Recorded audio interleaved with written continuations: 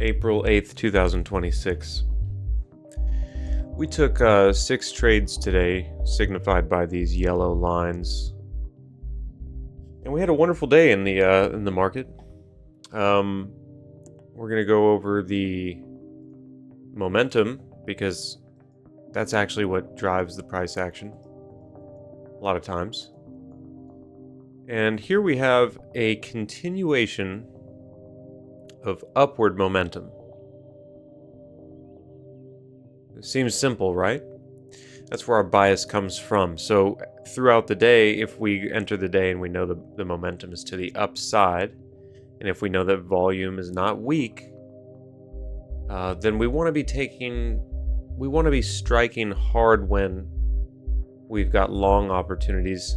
We still want to take short opportunities, of course. You want to take all of the opportunities that come to you, but you also want to remember the daily momentum bias, which is to the upside. Did we have any strong upward moves today? Can you see any strong upward moves? Can you see any? So we're gonna go over where the full alignment occurred, and then we might go over some of my trades, but mainly we're just going to go over where the full alignment occurred, because that's what's important. Why is this not loading? Bear with me. This should be...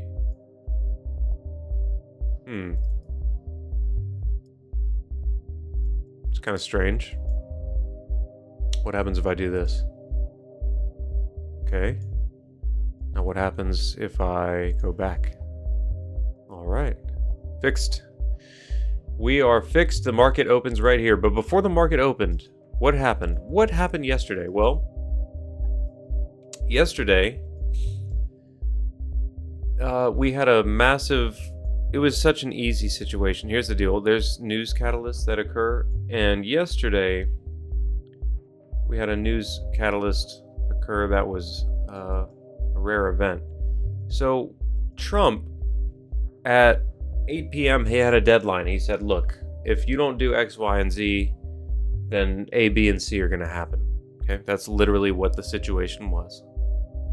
And the de-escalation in the war between America and Iran, America, Israel, and Iran, that de-escalation, which occurred right before 8 p.m., was signified by a tweet that Trump tweeted out, which happened right here.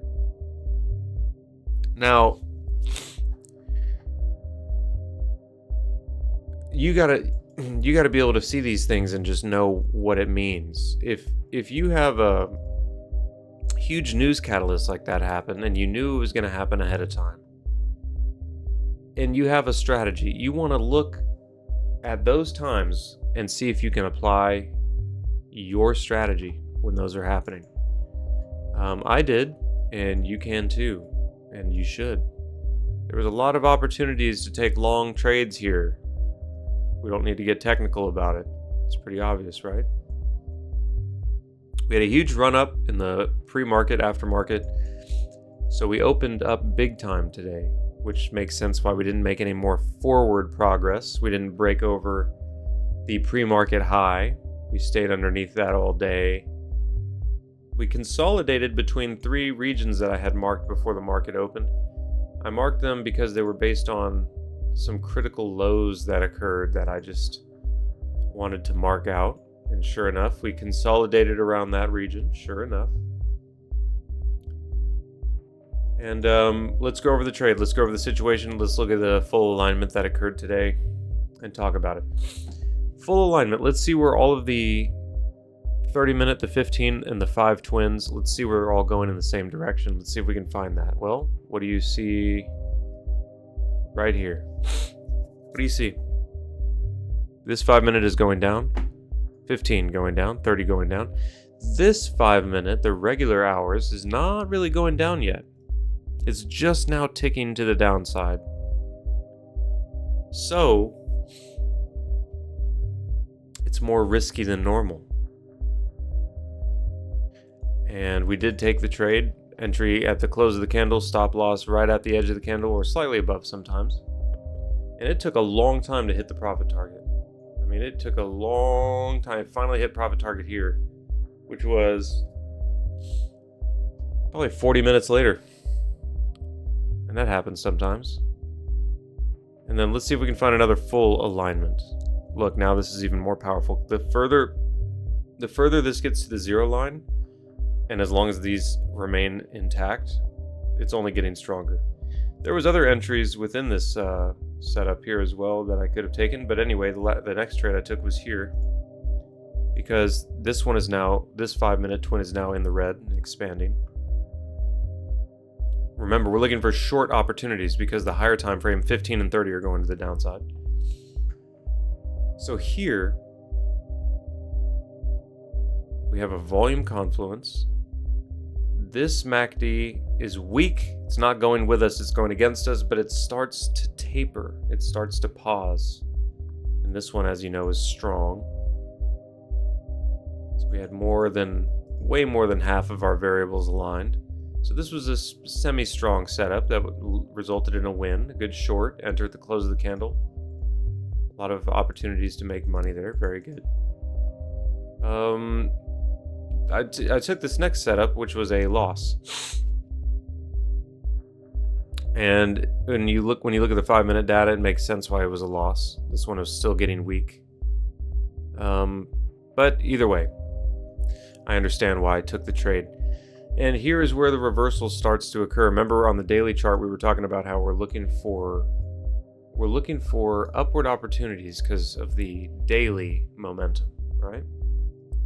So now finally, after this huge sell-off in the beginning of the day, this 84 EMA line, it's 42 on the 2-minute chart, but on a 1-minute chart, it would be a 84 EMA. We crossed the 84 EMA, valuable time to enter for a long trade if you're gonna take a long position. But we're not in a full alignment here because the 15-minute and the 30-minute are still obviously in the red. So a full alignment means they're all going the same direction. So the next time that happens, you just look here. Look, when are these two going in the same direction? Okay, well, not until like here, because now this one's in the red, 15-minute in the red, 30-minute still in the red, obviously. The 2-hour MACD is tapering down. 2-hour is not as important as the rest. You use it as side context. And the 5-minute in the red. So this is the next time that we have alignment, right here. And look where my trade was. Volume confluence. Momentum going with the direction of the trade. This is the alignment trade. This is the alignment channel that we look for.